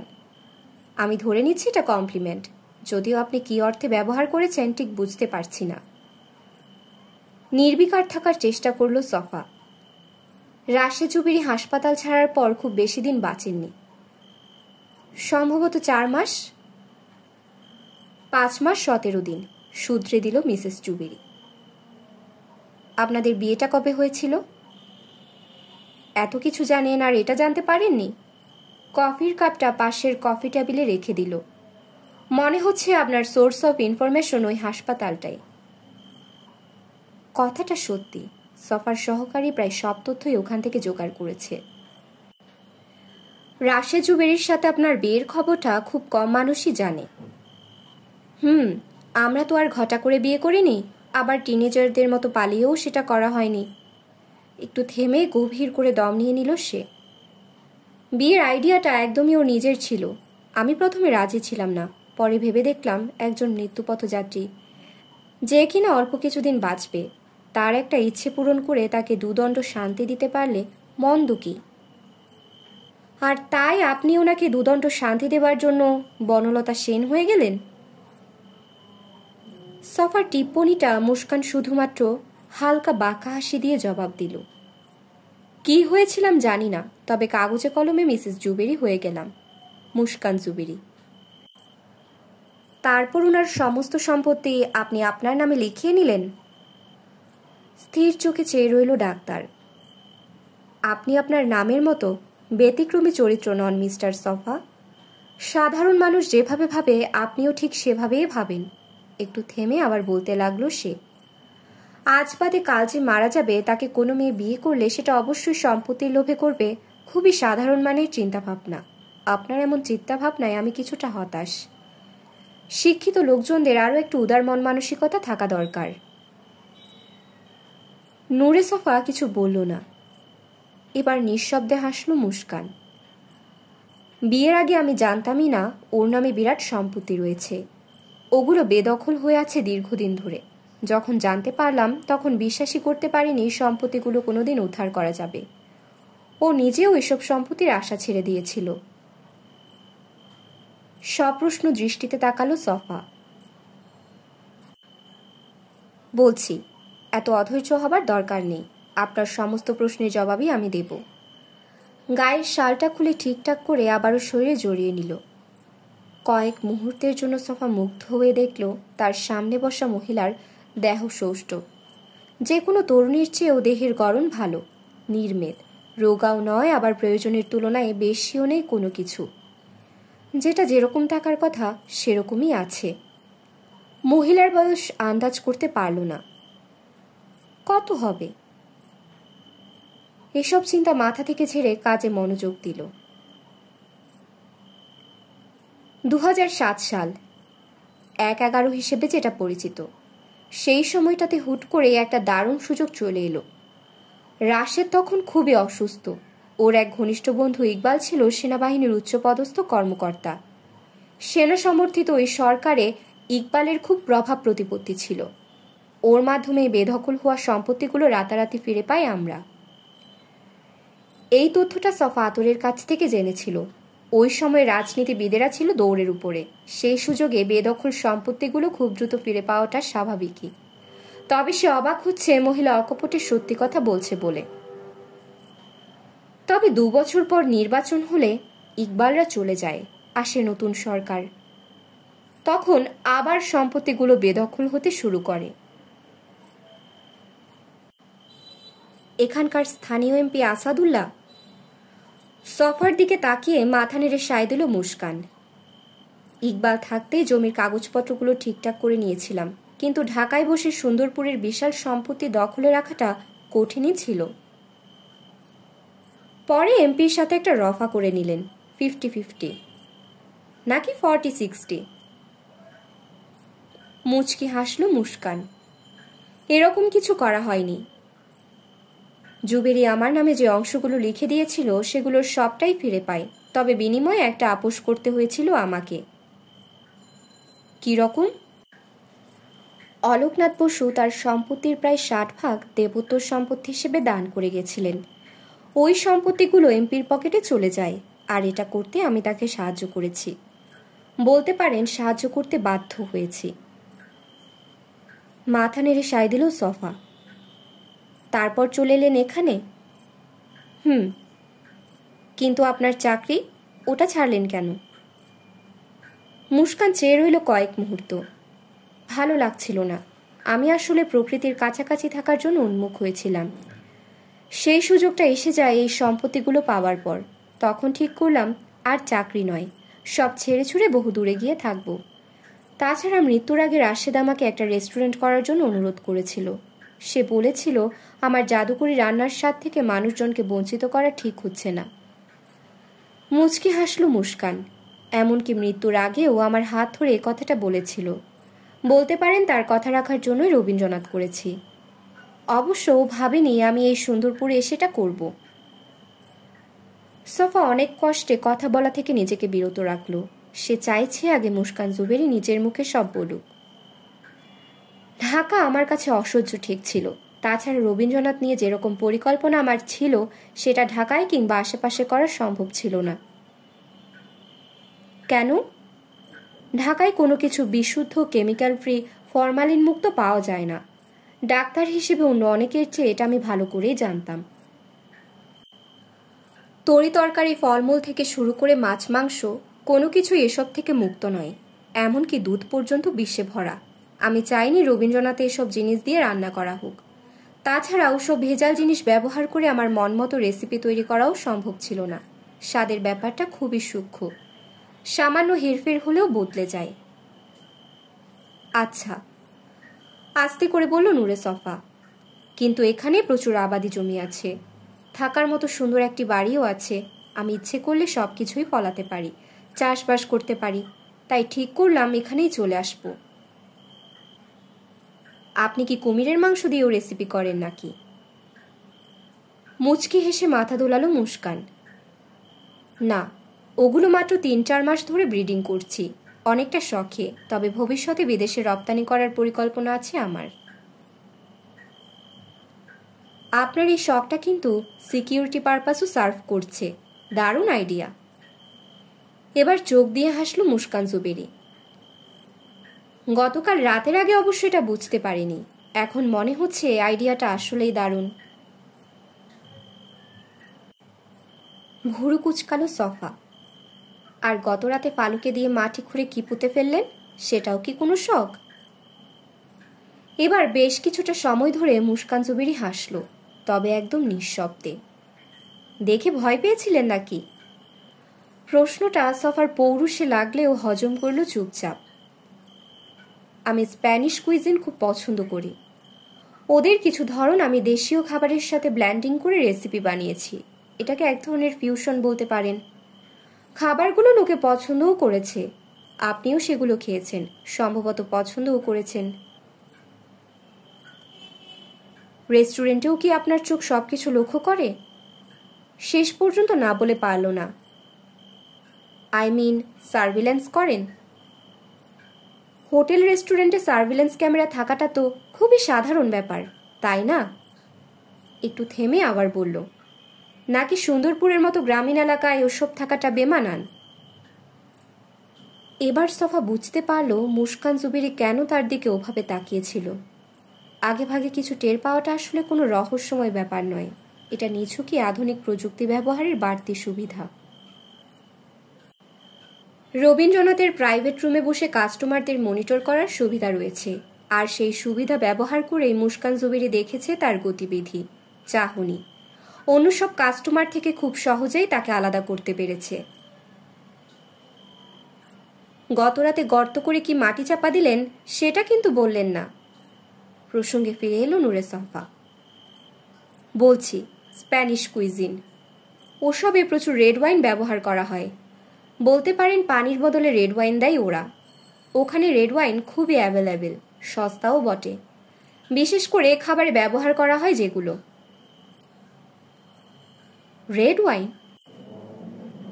সফার মাথায় নানান হিসেব জট পাকাতে লাগলো। এখানে এই দেশে রেড ওয়াইন খুব কমই পাওয়া যায়। ঢাকা থেকে আপনি কয়েক বোতল আনতে পারবেন, কিন্তু দাম পড়বে অনেক। আর জিনিসটা পুরোপুরি লিগ্যালও হবে না। একটু থেমে আবার বলল, ওভাবে রেড ওয়াইন এনে রান্না করলে খাবারের দাম হবে আকাশ ছোঁয়া। তাছাড়া সবসময় ওয়াইনের সরবরাহ থাকবে না। তাই আপনি নিজেই রেড ওয়াইন বানাতে শুরু করলেন? এটা বানানো এমন কোনো কঠিন কাজ নয়, খুব সহজ। তারপর একটা দীর্ঘশ্বাস ফেলে বলল, লাল আঙ্গুরের রস গেজানোর জন্য মাটির নিচে রাখার দরকার পড়ে, বুঝতে পেরেছেন? হতাশ এবং অসহায় বোধ করল সফা। মাটির নিচে তাহলে ওয়াইন রাখা হচ্ছিল। বিশ্বাস না হলে গত রাতে যেখানে ওয়াইনগুলো রেখেছি সেটা খুঁড়ে দেখতে পারেন। নিজের অভিব্যক্তি লুকানোর চেষ্টা করল সে। বোঝাই যাচ্ছে তার সামনে যে বসে আছে সে থট রিডিং করতে পারে। আপনি নিশ্চয়ই সার্ভিল্যান্স ক্যামেরায় দেখেছিলেন আমি আপনার বাড়িতে ঢুকেছি। আবারও প্রসঙ্গ পাল্টাতে চাইল। অবশ্যই। তারপর আমাকে ধরলেন না কেন? মানে ধরার কোনো চেষ্টাই করেননি কেন? আপনার জায়গায় সত্যিকারের কোনো চোর ঢুকলেও আমি ধরার চেষ্টা করতাম না। ওসব করে লাভ কি? আমি তো এখানে এমন কিছু করি না যে খুব তটস্থ থাকতে হবে, কিংবা এমন কিছু রাখি না চুরির ভয়ে রাতে ঘুম হবে না। একটু থেমে আবার বলল, এর আগেও এরকমভাবে অনেকেই বাড়িতে ঢুকেছে। তাদের কেউ কেউ চোর ছিল, সবাই না। অনেকে আগ্রহ আর কৌতূহল থেকেও ঢু মেরেছে। একজন মহিলা শহর থেকে এসে এখানে থাকে, আগ্রহ হওয়াটাই স্বাভাবিক। তাহলে ওদেরকে আপনি এমনি এমনি ছেড়ে দিয়েছেন, কিছুই করেননি? কপালের উপর থেকে এক গাছি চুল সরিয়ে দিল মুস্কান। একেবারে এমনি এমনি ছেড়ে দেইনি, একটু ভয় পাইয়ে দিয়েছি, যাতে এই বাড়ির ত্রিসীমানার মধ্যে কেউ না আসতে পারে। সফা ভুরু কুঁচকে তাকালো। আতরের বলা জলজলা চোখের ব্যাখ্যা কি তাহলে এই? কিভাবে ভয় দেখাতেন? আগ্রহী হয়ে জানতে চাইল সে। খুব সহজেই, বলেই মুচকি হাসল। প্রথমে যখন এখানে আসি তখন থেকেই টের পেলাম আশেপাশের মানুষজন আমার ব্যাপারে খুব আগ্রহী। রাত বিরাতে দেয়াল টপকে বাড়ির ভেতরেও ঢু মারে কেউ কেউ। তো হুট করে মনে হলো একটা কাজ করা যেতে পারে। আমার এক বান্ধবী আছে, ও নাটক সিনেমায় অভিনয় করে। ওকে একবার ডাইনির চরিত্রে অভিনয় করতে দেখেছিলাম। এটা দেখে মাথায় একটা বুদ্ধি এলো। ওর মাধ্যমে একজোড়া কসমেটিক কন্ট্যাক্ট লেন্স জোগাড় করলাম। ওই লেন্সটা রাতের বেলায় জলজল করে, রেডিয়াম আর কি। সফা কিছু বলতে গিয়েও বলল না। কুসংস্কার মুক্ত মানুষ হিসেবে সে ব্যাখ্যাটা স্বাভাবিকভাবেই মেনে নিল। এছাড়া আর কি বা হতে পারে? বলতে পারেন ওই লেন্স দুটো দারুণ কাজে দিয়েছে। মাথা নেড়ে সায় দিল সে। বুঝতে পারছে। সার্ভিলেন্স ক্যামেরায় আতরকে দেয়াল টপকে বাড়িতে ঢুকতে দেখে Muskan Zuberi radium contact lens পরে বসেছিল বেলকনিতে। উদ্দেশ্য আর কিছু নয়, ওই ইনফরমারকে ঘাবড়ে দেয়া। তখন মহিলা ইচ্ছে করে রেড ওয়াইন পান করছিল, আতরের কাছে ওটা যেন রক্ত বলে মনে হয়। কিন্তু এর ফলে গ্রামের লোকজন যে আপনাকে ডাইনি বলে সন্দেহ করতে শুরু করেছে তা কি আপনি জানেন? মুচকি হাসল মিসেস জুবেরি। সমস্যা কি? ওরা যা খুশি ভাবুক, আমার উদ্দেশ্য তো খুব সহজ, কেউ যেন আমার ত্রিসীমানায় না আসে। সেটা ভয় থেকে হোক কিংবা অন্য কিছু, তাতে আমার কিছু যায় আসে না। বুঝেছি, বলল সফা। একজন ডাইনি যার সাথে এমপি ডিসি এসপির দারুণ খাতির, তাকে কেউ ঘাটাতে যাবে না। দূর থেকে শুধু ডাইনি বলে দুটো মন্দ কথা বলবে। ঠিক, মাথা নেড়ে সায় দিল মুস্কান জুবেরি। কিন্তু একটা ব্যাপার বুঝতে পারছি না, আপনার বাড়িতে এক মেয়ে আছে, সে আমাকে সামনাসামনি দেখেও কিছু বলেনি। মানে একটু ভয় পাওয়া, চিৎকার দেওয়া, এসব কিছুই করেনি। প্রচ্ছন্ন হাসি দেখা গেল মুস্কানের ঠোঁটে। সফার প্রশ্নগুলো যেন খুব উপভোগ করছে। আসলে ওই মেয়েটা আপনাকে দেখতেই পায়নি, দেখতে পেলে অবশ্যই চিৎকার দিত। কি বলেন? মেয়েটা আমাকে অবশ্যই দেখেছে, জোর দিয়ে বলল। ওই মেয়েটা আমার সাথেই থাকে, আপনাদের ভাষায় কাজের মেয়ে, আমি অবশ্য বলি হোম অ্যাসিস্ট্যান্ট। একটু থেমে কানের পাশে চুলগুলো সরিয়ে দিল এবার। সাফিনা ছোটবেলা থেকে রাতকানা রোগে ভুগছে, খুব গরিব ঘরের মেয়ে। অপুষ্টি থেকে এটা হয়ে গেছে। দিনের বেলায় সব দেখতে পেলেও রাতে তেমন দেখে না বললেই চলে। সফা হাঁ করে চেয়ে রইল কয়েক মুহূর্ত। দারোয়ান বোবা, কাজের মেয়ে রাতকানা, জলজলে চোখের আসল কারণ রেডিয়াম কন্ট্যাক্ট লেন্স। মাটি চাপা দেওয়া হয়েছে ঘরে বানানো রেড ওয়াইন। সার্ভিলেন্স ক্যামেরার সাহায্যে অনেক কিছুই দেখতে পায় মহিলা। শখের কুমির চাষ শুরু করেছে ইদানিং। মাথার মধ্যে সব কিছু ভন ভন করে ঘুরতে লাগলো। চোখের সামনে দেখতে পাচ্ছে তার সমস্ত সন্দেহ। প্রশ্ন বিশাল এক গহ্বরে মুখ থুবড়ে পড়তে যাচ্ছে। সে কি তাহলে ভুল মানুষের পেছনে ছুটছে? আর কিছু জানতে চান না? মুস্কানের কথায় সম্বিত ফিরে পেল সে। আপনি কি জানেন আজ দুপুরে একটা ঘটনা ঘটেছে সুন্দরপুরের বড় কবরস্থানে? প্রসঙ্গটা মনে পড়তেই জিজ্ঞেস করল সে। ওই যে ফালু, সে একজনকে মেরে জীবন্ত কবর দেবার চেষ্টা করেছিল। ভাগ্য ভালো লোকটা প্রাণে বেঁচে গেছে। কপালে ভাঁজ পড়ল মুস্কান জুবেরির। তাই নাকি? ঘটনার পর থেকে ফালুকে পাওয়া যাচ্ছে না। কবরস্থানে তার ঘর তল্লাশি করেছে পুলিশ, কিছুই পায়নি। ওর ঘর থেকে কি পাবার আশা করছিলেন আপনি? মানে পুলিশ? স্থির চোখে কয়েক মুহূর্ত চেয়ে রইল সফা। লাশ। মুস্কানের কপালের ভাঁজ আরো প্রকট হলো। চোখে তার বিস্ময় মাখানো প্রশ্ন। মাথাটা ডান পাশে একটু কাত হয়ে গেল।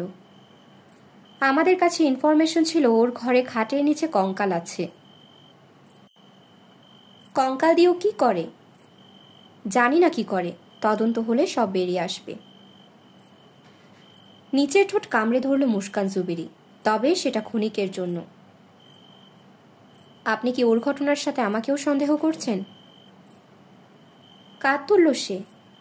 আমি আপাতত আপনার ব্যাপারেই মনোযোগ দিচ্ছি। ফালুর ঘটনাটা পরে দেখা যাবে, ওটা স্থানীয় পুলিশ। আমার কি ব্যাপার? কথার মাঝখানে বলে উঠল মুস্কান। একটু পরিষ্কার করে বলবেন কি? গভীর করে নিঃশ্বাস নিল নূরে সফা। বলছি। কথাগুলো গুছিয়ে নেবার জন্য একটু সময় নিল সে। মিসেস জুবেরি এখনো তার দিকে স্থির চোখে চেয়ে আছে। আমি আসলে একজন মানুষের নিখোঁজ হবার কেস তদন্ত করছি, আর সেটা করতে গিয়েই আপনার সন্ধান পেয়েছি। মুস্কান অভিব্যক্তিহীন চোখে চেয়ে রইল কয়েক মুহূর্ত। আমি কিছুই বুঝতে পারলাম না। হাসিব আহমেদ নামের এক ভদ্রলোক 3 মাস আগে নিখোঁজ হয় ঢাকা থেকে। তার কোনো হদিশ পাওয়া যায়নি এখন পর্যন্ত। ওই কেসটা পুলিশ সিআইডি ঘুরে ডিবির কাছে আসে। বর্তমানে ওটার তদন্ত করছি আমি। গভীর করে নিঃশ্বাস নিল মিসেস জুবেরি। কিছু বলতে গিয়েও যেন বলল না। হাসিবের মামা খুবই প্রভাবশালী একজন ব্যক্তি। তার ব্যক্তিগত আগ্রহে কেসটা আমাকে দেয়া হয়েছে। প্রথমে আমি তদন্ত করে কিছুই পাইনি। কেসটা একেবারে কানাগুলির মতোই একটা জায়গায় গিয়ে শেষ হয়ে গেছে। সেখান থেকে এক পাও এগোতে পারিনি। অবশেষে একটা সূত্র পেয়ে যাই। হাসিব যে ট্যাক্সি ক্যাবে করে এখানে এসেছে সেটা ট্রেস করতে পারি। ট্যাক্সি ক্যাব ড্রাইভারকে জিজ্ঞেস করে জানতে পারি হাসিব ঢাকা থেকে এখানে আপনার ওই রবীন্দ্রনাথে এসেছিল। তারপর থেকে সে নিখোঁজ। এর মানে কি? মুস্কান জুবেরিকে বিস্মিত দেখালো। রবীন্দ্রনাথে প্রতিদিন শত শত লোক আসে, খাওয়া দাওয়া করে আবার চলে যায়। তারা কোথায় যায়, কি করে, সেখান থেকে নিখোঁজ হয় নাকি গুম হয় তা আমি কিভাবে জানব? এর সাথে আমার কি সম্পর্ক? মাথা নেড়ে সায় দিল সফা। ওই ড্রাইভার বলেছে কাকতালীয়ভাবে সে হাসিবের ঘটনার 2 মাস আগে আরেকজনকে নিয়ে এখানে এসেছিল। বাহ! বাঁকা হাসি দিল মিসেস জুবেরি। 2 জন লোক 2-3 মাসের ব্যবধানে এখানে চলে এলো, তারপর তাদের আর খোঁজ পাওয়া গেল না। এ থেকে আপনি কি করে আমাকে জড়ালেন? এখানে আমার কি ভূমিকা? সফা বাঁকা হাসি দিল। অন্তর্ভেদী দৃষ্টিহীনে চেয়ে থেকে বলল, মিসেস জুবেরি, আমি কিন্তু বলিনি দ্বিতীয়জন নিখোঁজ হয়েছে। বলেছি ওই লোকটাও এখানে এসেছিল। এই প্রথম মুস্কান একটু ভড়কে গেল, তবে সেটা খুব সামান্য সময়ের জন্য। তারপর গভীর করে দম নিয়ে বলল, আমি ভেবেছি আপনি 2 জন নিখোঁজ হবার কথা বলছেন। যা হোক, শুধু 2 জন হলেও ব্যাপারটা কাকতালীয় বলে ধরে নিতাম, আস্তে করে বলল সফা। কিন্তু আমি খোঁজ নিয়ে এরকম আরও 3টি ঘটনা পেয়েছি। ওরা সবাই একদিন হুট করে নিখোঁজ হয়ে গেছে। অবিশ্বাসে তাকালো মুস্কান জুবেরি। ওরা সবাই এখানে এসে নিখোঁজ হয়েছে আর সে কাজটার সাথে আমি জড়িত। এর কি প্রমাণ আছে আপনার কাছে? 5 জনের মধ্যে 2 জন ভিকটিম যে এখানে এসেছিল সেটা ওই ট্যাক্সি ক্যাব ড্রাইভারই সাক্ষী। আর বাকিদের ব্যাপারটা? ওটা আমার অনুমান। শুধুই অনুমান? কোনো প্রমাণ নেই? সফা হাসল। আশা করছি সেটা খুব জলদি পেয়ে যাব। ঢাকায় আমার এক সিনিয়র কলিগ ওটা দেখছেন। একটু থেমে আবার বলল সে, অরিয়েন্ট হাসপাতালের সিনিয়র ডাক্তার আসকার ইবনে সাইদকে নিশ্চয়ই আপনি চেনেন? মুস্কানের জবাবের অপেক্ষা না করে আবার বলল, ওনাকে আমার ওই কলিগ জিজ্ঞাসাবাদ করছেন। মুস্কান জুবেরি স্থির চোখে চেয়ে রইল। সেই চোখে কি খেলা করছে তা অবশ্য বোঝা গেল না, শুধু চোখের মণিগুলো মৃদু নড়ছে। আমার ওই কলিগ কিন্তু খুব বিখ্যাত, জীবনে কোনো কেসে ব্যর্থ হননি। আর আপনি? আপনি কি কখনো ব্যর্থ হয়েছেন? মাথা দোলালো সফা। এখন পর্যন্ত হইনি, মনে হচ্ছে না খুব শীঘ্রই হব। মুচকি হাসল মিসেস জুবেরি। মনে হচ্ছে অতিরিক্ত আত্মবিশ্বাস আপনাকে উন্নাসিক বানিয়ে ফেলেছে, কিংবা ব্যর্থ হবার ভয়ে মরিয়া হয়ে উঠেছেন। কথাটা আমলে না নিয়ে বলল নূরে সফা, অবশ্য আমার কলিগ আমার চেয়ে 1 কাঠি উপরে।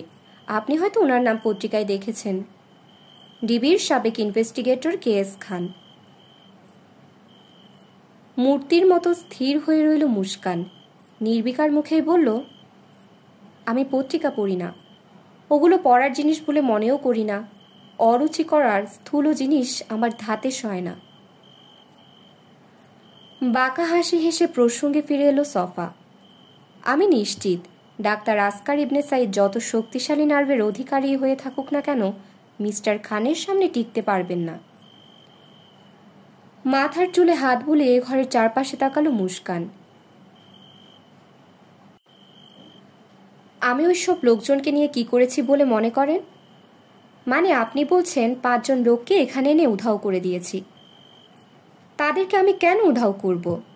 আপনার কি ধারণা আমি তাদেরকে জবাই করে রবীন্দ্রনাথের রেসিপি বানিয়ে ভোজন রসিকদের প্লেটে তুলে দিয়েছি? বাঁকা হাসি দিল সাবেক ডাক্তার। না। সফাও পাল্টা হাসি দিয়ে বলল, আমি অতটা ফ্যান্টাসি করিনি এখনো। ও, কৃত্রিম অবাক হবার ভান করল ডাক্তার মুস্কান। তাহলে কি ধারণা করেছেন শুনি? আপনি অনেক কথা বললেও একটা কথা এড়িয়ে গেছেন। মুস্কান জবির অপেক্ষা করলো কথাটা শোনার জন্য। অরিয়েন্ট হাসপাতালের ভালো চাকরিটা কেন ছেড়েছেন? আপনার কি মনে হয়? আমি জানতে পেরেছি আপনি যখন চাকরিটা ছাড়েন তার আগে অরিয়েন্ট হাসপাতালে একটা কেলেঙ্কারি ঘটে গেছিল। পত্রপত্রিকায়ও সেটা এসেছিল। খুবই বাজে ঘটনা। হাসপাতাল কর্তৃপক্ষ অনেক চেষ্টা করেও ধামাচাপা দিতে পারেনি। নিচের ঠোঁট দুটো কামড়ে চেয়ে রইল মুস্কান। গরিব মানুষকে অল্প টাকা দিয়ে ফুসলিয়ে লিভার কিডনি বিক্রি করাতেন আপনারা, মানে অরিয়েন্ট হাসপাতালের কিছু ডাক্তার আর কর্মচারী। সেই সব লিভার কিডনি ধনী ক্লায়েন্টদের বাঁচাতে ট্রান্সপ্লান্ট করত আপনার হাসপাতাল। এক সাংবাদিক এটার পেছনে লাগলে সবটা ফাঁস হয়ে যায়। কর্তৃপক্ষ দারুণ বিপাকে পড়ে। তদন্ত করে এটাই পেলেন? আবারও বাঁকা হাসি দেখা গেল মুস্কানের ঠোঁটে। এটা পত্রপত্রিকায় তো ডিটেইলস এসেছিল। কিন্তু যেটা ডিটেইল আসেনি সেটা হলো কে কে এর সাথে জড়িত ছিল। সপ্রশ্ন দৃষ্টিতে তাকালো সাবেক ডাক্তার। আজ এতদিন পর আপনি কি সেটা উদ্ঘাটন করতে পেরেছেন? মাথা নেড়ে জোর দিয়ে বলল সফা। আমি কিন্তু খুব আগ্রহ বোধ করছি এটা শোনার জন্য। অরিয়েন্ট হাসপাতালের 4-5 জন সার্জনকে সন্দেহ করা হচ্ছিল। এটাও পত্রিকার খবর। ওরা আমাদের প্রায় সব সার্জনকে সন্দেহ করে খবর ছাপিয়েছিল। আন্দাজে ঢিল ছোড়ার মতো ব্যাপার আর কি। ওখানে কিন্তু আপনার নামও ছিল। অবশ্যই ছিল, সেই সাথে আরও 4 জনের নাম। কিন্তু কেউ প্রমাণ করতে পারেনি আমরা এই কাজে জড়িত ছিলাম। এদেশের প্রায় সব প্রাইভেট হাসপাতাল এভাবে অর্গান কালেক্ট করে দালালের মাধ্যমে। এর সঙ্গে ডাক্তাররা জড়িত থাকে না। একটু থেমে আবার বলল, মনে রাখবেন একটা অভিযোগ উঠেছিল, আর সেটা কেউ প্রমাণ করতে পারেনি। করার চেষ্টাই করেনি, চট করে বলে উঠল সফা। ঘটনাটা ওখানেই ধামাচাপা দেয়া হয়। দীর্ঘশ্বাস ফেলল মুস্কান জুবেরি। এটা আপনার নিজস্ব মতামত, এ ব্যাপারে আমার কিছু বলার নেই। কথাটা গায়ে না মেখেই বলল সফা। ওই ঘটনার পরে আপনি হুট করে একদিন চাকরি ছেড়ে দেন।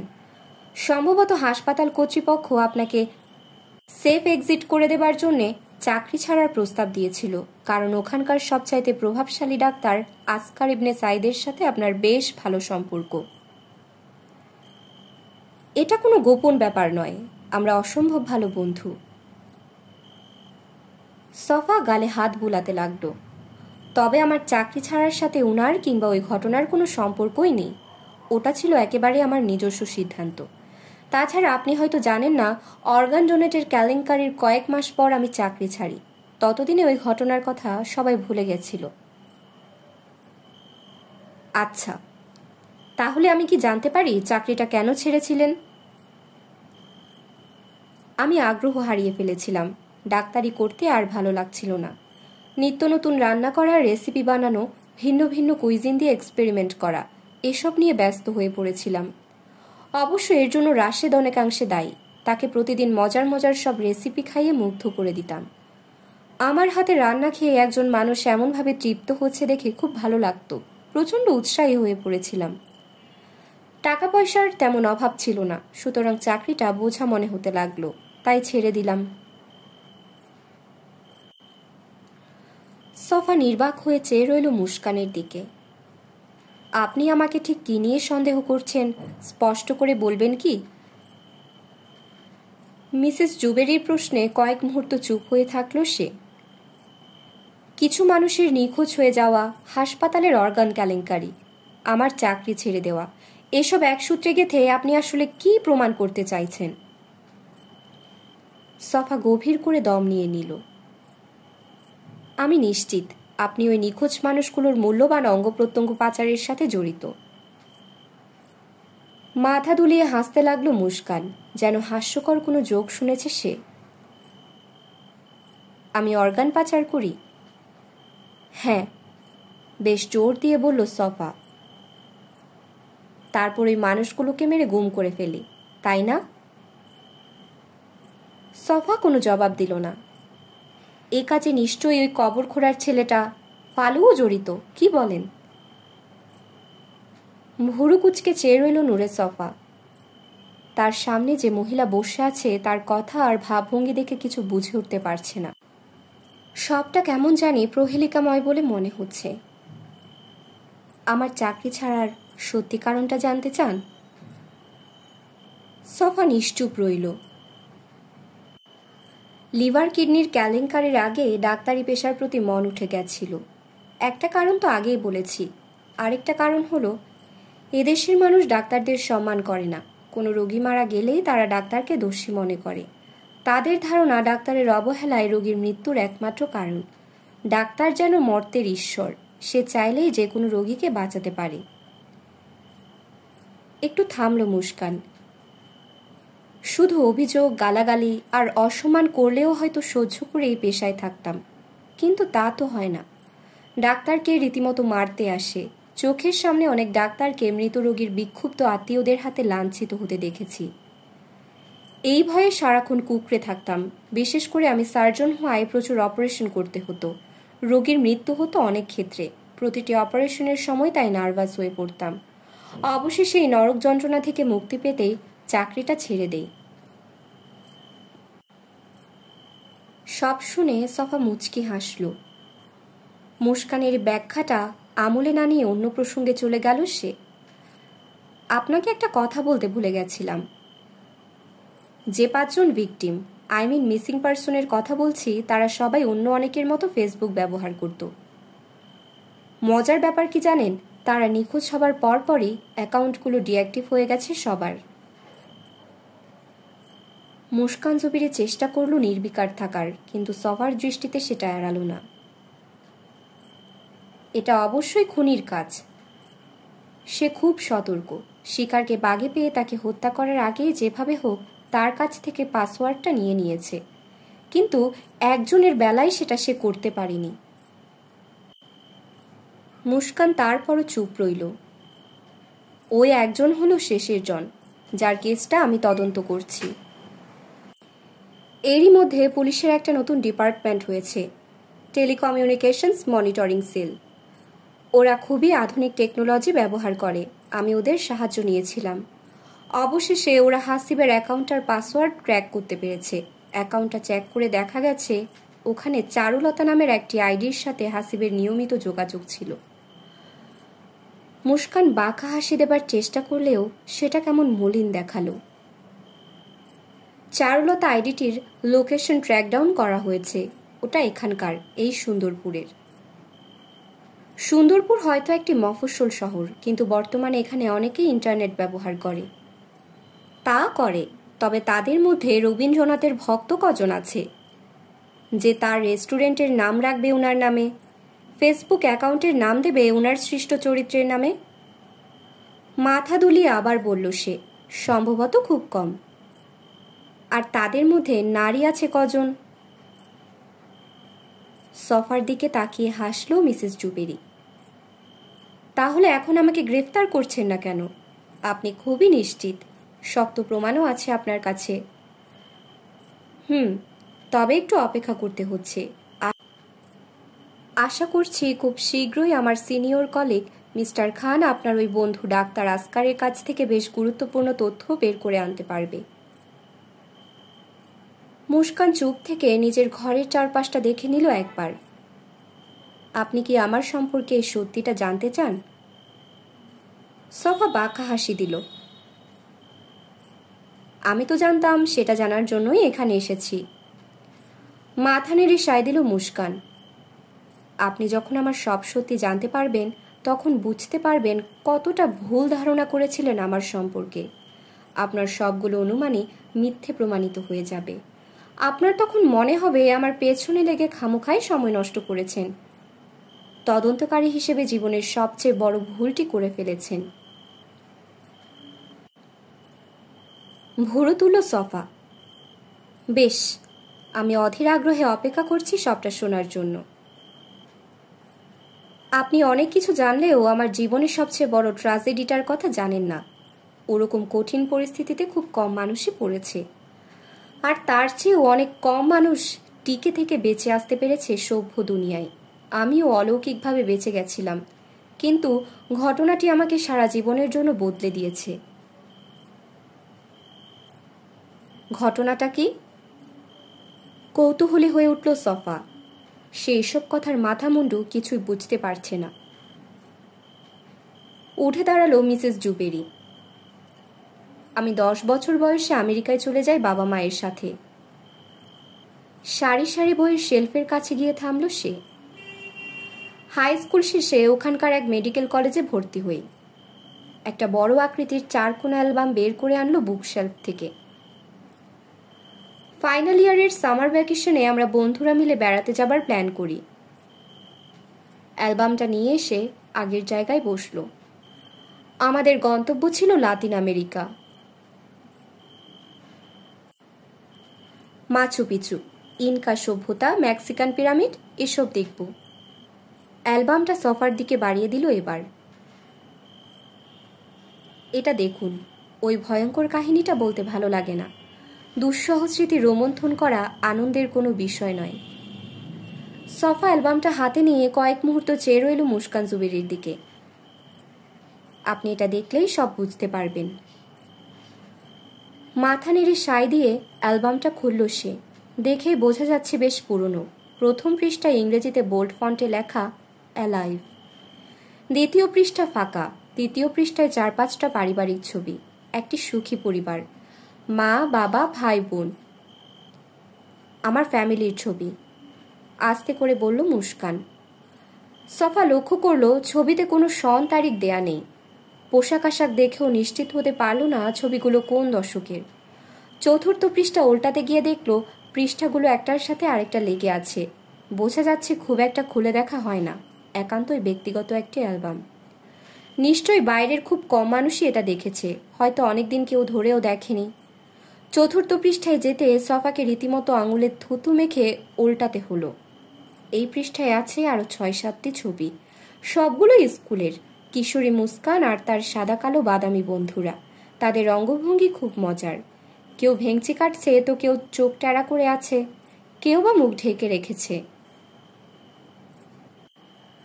আমি স্কুল ভীষণ পছন্দ করতাম। বলতে গেলে স্কুলে যাবার জন্য মুখিয়ে থাকতাম প্রতিদিন। চকিতে মুস্কান জুবিরির দিকে তাকালো সফা। পঞ্চম পৃষ্ঠায় চোখ বুলালো সে। সম্ভবত কলেজের ছবি। স্কুলের মতোই কলেজও খুব ভালোবাসতাম। কলেজেই আমার সব বেস্ট ফ্রেন্ডের সাথে পরিচয় হয়। ষষ্ঠ পৃষ্ঠায় যেতে আবারও বেগ পেল। পরের পাতার সাথে লেগে আছে। ষষ্ঠ আর সপ্তম পৃষ্ঠায় মেডিকেল কলেজের প্রচুর ছবিতে ভর্তি। কোনোটাতে মুস্কানের গায়ে অ্যাপ্রন, কোনোটাতে সাধারণ টি শার্ট আর জিন্স প্যান্ট। সফা মনে মনে মুস্কান জুবিরির সৌন্দর্যের প্রশংসা না করে পারল না। যৌবনে এই মহিলা চোখ ধাঁধানো সুন্দরী ছিল। না, এখনো আছে। নিজেকে শুধরে দিল সে। চোখ তুলে তাকালো মহিলার দিকে। বয়স বাড়লেও খুব একটা পরিবর্তন হয়নি। শরীরের গড়ন প্রায় আগের মতোই আছে।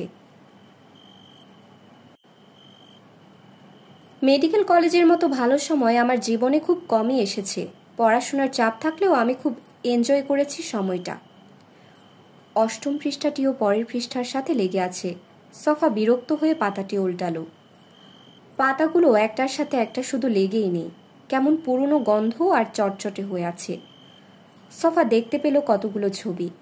প্রায় সবগুলোতেই একদল তরুণ তরুণ এয়ারপোর্টে দাঁড়িয়ে আছে। তাদের পেছনে সারি সারি দাঁড় করানো প্লেন। ক্যামেরার দিকে থামবাব দেখাচ্ছে সবাই। একটা ছেলের হাতে প্ল্যাকার্ড, বন বয়েজ। একটা ছবিতে তরুণী মুস্কান ভেঙচি কাটছে ক্যামেরাম্যানকে, তার পেছনে বন্ধুবান্ধবের দল। সেখানে চীনা, জাপানি, লাতিন, কৃষ্ণাঙ্গ আর শ্বেতাঙ্গদের সন্নিবেশ। মুচকি হাসল সে। তারুণ্য এমনই, সব কিছুতে ফুর্তি, মজা। ট্যুরে যাবার আগের ছবি, আস্তে করে বলল মুস্কান। পরের পাতা উল্টিয়ে সফা স্থির চোখে চেয়ে রইল কয়েক মুহূর্ত। এখানে কোনো ছবি নেই। আস্ত একটি পত্রিকার প্রথম পৃষ্ঠার প্রায় অর্ধেকটা পেপার ক্লিপিংস রাখা হয়েছে। ডান দিকের পৃষ্ঠায় আরেকটি পত্রিকা, আরেকটি পেপার ক্লিপিংস। আমেরিকার বিখ্যাত দুটো পত্রিকা, ওয়াশিংটন পোস্ট আর বাল্টিমোর ট্রিবিউন। দুটো পত্রিকায় একটি নিউজ ব্যানার হেডলাইন করেছে, মর্মান্তিক এক প্লেন ক্র্যাশ। সফা মুখ তুলে তাকালো মুস্কানের দিকে। মাচু পিছু দেখে ফেরার পথে আমাদের প্লেনটা খারাপ আবহাওয়ায় পড়ে ক্র্যাশ করে। একটা দীর্ঘশ্বাস বেরিয়ে এলো তার ভেতর থেকে। আন্দিজের অনেক উপরে, বরফে ঢাকা একটি উপত্যকায়। পত্রিকার রিপোর্টের দিকে নজর দিল সফা। ওখানে বিস্তারিত বলা আছে, প্লেনটা আন্দিজ পর্বতমালার উপর দিয়ে যাবার সময় হঠাৎ করে হারিয়ে গেছে। সবাই ধারণা করেছে প্লেনটা বরফে ঢাকা পার্বত্য অঞ্চলের কোথাও বিধ্বস্ত হয়েছে। যাত্রীদের কারোর বেঁচে থাকার সম্ভাবনা নেই। অন্য একটি ছোট্ট পেপার ক্লিপিংসে আছে, 3 দিন ধরে রেস্কিউ টিম চেষ্টা করেও প্লেনের কোনো ধ্বংসাবশেষ খুঁজে পায়নি। কর্তৃপক্ষ আশঙ্কা করছে প্লেনের কোনো যাত্রী বেঁচে নেই। সফা আবারও মুখ তুলে তাকালো মুস্কানের দিকে। মহিলাকে কেমন জানি অশরীরী বলে মনে হচ্ছে এখন। তারপর একটা ভাবনা মাথায় আসতেই সারা শরীর কাঁটা দিয়ে উঠল। সবাই যদি মরে গিয়ে থাকে, তাহলে সামনে যে বসে আছে সে কে?